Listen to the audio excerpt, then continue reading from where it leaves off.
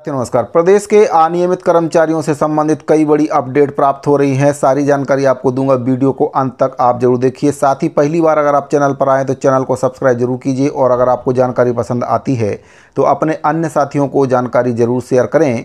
साथियों, जैसा कि आप सभी को पता है कि बारीक कमेटी की बैठक आज 15 तारीख को बुलाई गई थी, जिसमें 3 कर्मचारी संगठनों को आमंत्रित किया गया था, जिसमें छत्तीसगढ़ राजपत्रित अधिकारी संघ के द्वारा प्रदेश के अनियमित कर्मचारियों की गैर वित्तीय समस्याओं को बारीक कमेटी के समक्ष रखा है, जिसमें किसी भी प्रकार की वित्तीय भार शासन को नहीं आएगी और अगर इन गैर वित्तीय मांगों को सरकार मान लेती है तो कर्मचारियों की 50% समस्याएं दूर हो सकती हैं। तो 6 सूत्रीय मांग राजपत्रित अधिकारी संघ के द्वारा बारीक कमेटी के समक्ष रखी गई है। क्या है वे 6 सूत्रीय मांगें, आपको विस्तार से जानकारी दे देता हूं।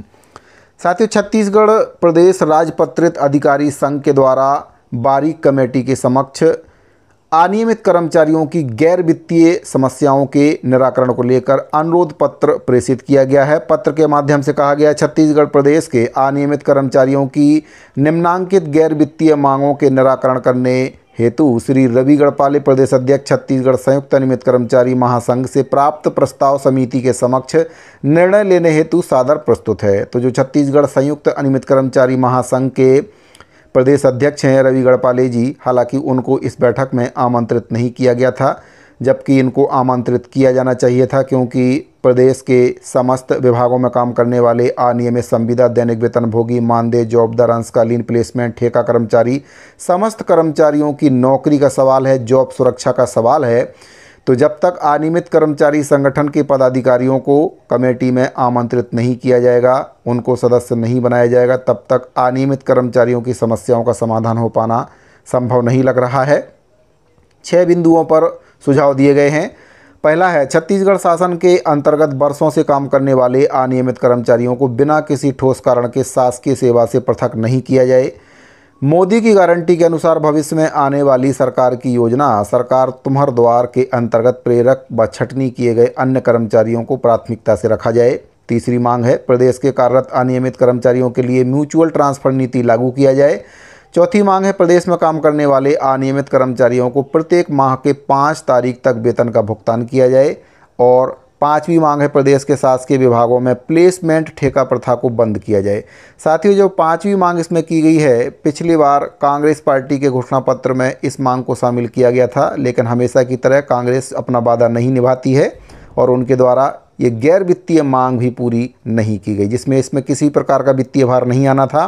प्लेसमेंट प्रथा को अगर कांग्रेस पार्टी चाहती तो समाप्त कर सकती थी, लेकिन उनके द्वारा नहीं किया गया, इच्छा शक्ति की कमी थी। 6वीं मांग है, प्रदेश में काम करने वाले अनियमित कर्मचारियों के लिए मृत्यु उपरांत अनुकंपा नियुक्ति एवं अनुकंपा अनुदान राशि 15 लाख रुपए आश्रित परिवार को दिया जाए। अतः आपसे सादर अनुरोध है कि राजपत्रित अधिकारियों के उपरोक्त मांगों के समाधान हेतु आवश्यक कार्रवाई करने का कष्ट करेंगे। भवदीय कमल वर्मा, प्रदेश अध्यक्ष।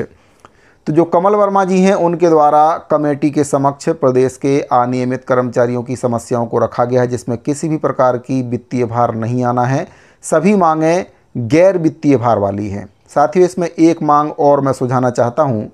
छत्तीसगढ़ सर्व विभागीय श्रमायुक्त दर कलेक्टर दर श्रमिक मोर्चा के ओर से एक प्रस्ताव शासन को भेजा गया था, जिसमें उनके द्वारा मांग की गई थी कि माता कौशल्या स्थायीकरण योजना मध्य प्रदेश की तर्ज पर लागू की जाए। इस मांग को भी अगर इस मांग पत्र में शामिल कर दिया होता तो मांग संपूर्ण हो जाती, क्योंकि जो स्थायीकरण की मांग है, जिस प्रकार से मध्य प्रदेश का अध्ययन छत्तीसगढ़ की सरकार हर वित्तीय भार वाला निर्णय लेने से पहले करती है, तो ऐसे में उनको कहीं ना कहीं मध्य प्रदेश में जो स्थायीकरण योजना लाई गई है 2023-2016, उसके बारे में बताना चाहिए था और जो मध्य प्रदेश में स्थायीकरण किया गया उससे संबंधित दस्तावेज भी कमेटी को दिखाना था कि वहाँ पर किस प्रकार से अनियमित कर्मचारियों को, संविदा कर्मचारियों को, दैनिक वेतनभोगी कर्मचारियों को स्थायीकरण किया गया है और इसमें किसी भी प्रकार की कानूनी बाधा नहीं आएगी। अगर छत्तीसगढ़ सरकार भी प्रदेश के अनियमित कर्मचारियों का स्थायीकरण करती है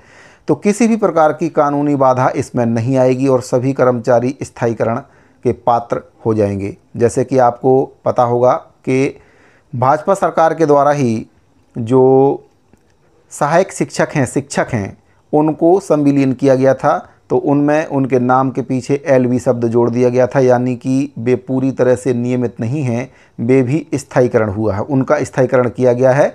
और स्थायीकरण उसी तिथि से किया गया है जब से उनको विभाग में शामिल किया गया है। 8 वर्ष की सेवा पूरी करने के बाद शिक्षाकर्मियों को स्थायीकरण किया गया था, LV संवर्ग उनको नाम दिया गया। इसी प्रकार से प्रदेश के अनियमित संविदा दैनिक वेतनभोगी और जो भी अनियमित कर्मचारी हैं, अनियमित के तौर पर विभागों में अपनी सेवाएं दे रहे हैं, उनका सरकार अगर चाहे तो माता कौशल्या स्थायीकरण योजना लाकर उनका स्थायीकरण कर सकती है।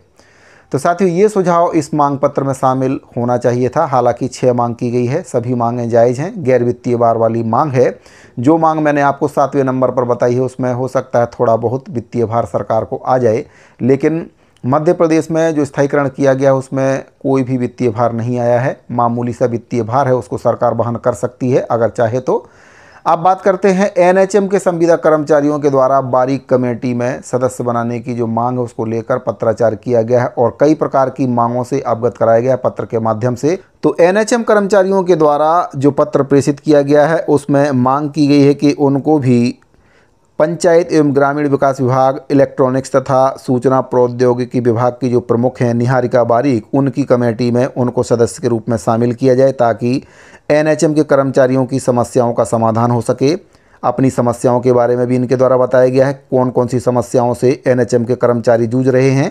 पहली मांग है नियमितीकरण, दूसरी मांग है NHM कर्मचारियों का पे स्केल ग्रेड पे का निर्धारण, अगली मांग है लंबित 27% वेतन वृद्धि का भुगतान, विभिन्न पदों में वेतन विसंगति को दूर करना, सेवा पुस्तिका संधारण, कार्य मूल्यांकन व्यवस्था में सुधार और पारदर्शिता, वेतन पुनरीक्षण, तबादला व्यवस्था में अनियमितता, चिकित्सा परिचर्या, अवकाश नियम में बदलाव, अनुकंपा नियुक्ति, पदोन्नति का प्रावधान और भर्ती में NHM कर्मचारियों को नियमित पाठ्यक्रम की बाध्यता से छूट, अनुकंपा अनुदान राशि में वृद्धि, कार्य आधारित मूल्यांकन में रुके 5% वेतन वृद्धि का भुगतान किया जाए, EPF का लाभ दिया जाए और मुख्यालय निवास नियम में बदलाव किया जाए, शासकीय आवास का आवंटन किया जाए। तो 17 सूत्रीय मांगों को लेकर NHM कर्मचारियों के द्वारा पत्र प्रेषित किया गया है और कर्मचारियों की समस्याओं के लिए गठित निहारिका बारिक कमेटी में सदस्य के रूप में NHM के पदाधिकारियों को शामिल करने की मांग की गई है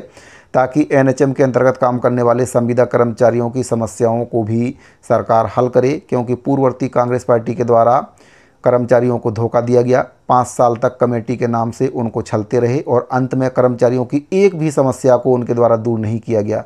27% की वेतन वृद्धि का लाभ तो दिया गया, लेकिन केवल राज्य शासन के संविदा कर्मचारियों को ही इसका लाभ मिला है। इक्का दुक्का और संविदा कर्मचारी जो किसी विभाग में काम कर रहे हैं उनको मिला हो तो अलग बात है, लेकिन स्वास्थ्य विभाग जो कि पूरे प्रदेश की स्वास्थ्य विभाग की रीढ़ है, NHM के तहत काम करने वाले कर्मचारी 70 से 80% स्वास्थ्य विभाग का काम देख रहे हैं और उन्हीं को 27% की वेतन वृद्धि का लाभ शासन के द्वारा नहीं दिया गया है। तो पत्र प्रेषित करके कमेटी में सदस्य बनाए जाने की मांग की गई है। वहीं पर राजपत्रित अधिकारी संघ के द्वारा 6 सूत्रीय मांगों को शामिल करते हुए पत्र प्रेषित किया गया है। अब देखने वाली बात यह है कि जो कमेटी गठित की गई है वह कर्मचारियों की समस्याओं को दूर कर पाती है या नहीं कर पाती है, या फिर एक बार फिर से 5 साल तक कर्मचारी केवल कमेटी की ओर देखते रहेंगे कि आज कमेटी की रिपोर्ट आ रही है या फिर कल कमेटी अपनी रिपोर्ट सरकार को दे रही है और इसके बाद सरकार भी कब तक कर्मचारियों की समस्याओं को दूर करेगी इसके बारे में कुछ भी कह पाना संभव नहीं है, क्योंकि अभी तक सिर्फ एक ही बैठक कमेटी की हुई है और उसमें भी कोई ठोस आश्वासन कमेटी जो संघों को बुलाया गया था उनको नहीं दे पाई है। तो साथियों, ये जानकारी प्राप्त हो रही थी प्रदेश के अनियमित संविदा दैनिक वेतनभोगी, मानदेय, जॉबदार, अंशकालीन, ठेका कर्मचारी, रसोईया कर्मचारियों से संबंधित जानकारी प्राप्त हो रही थी।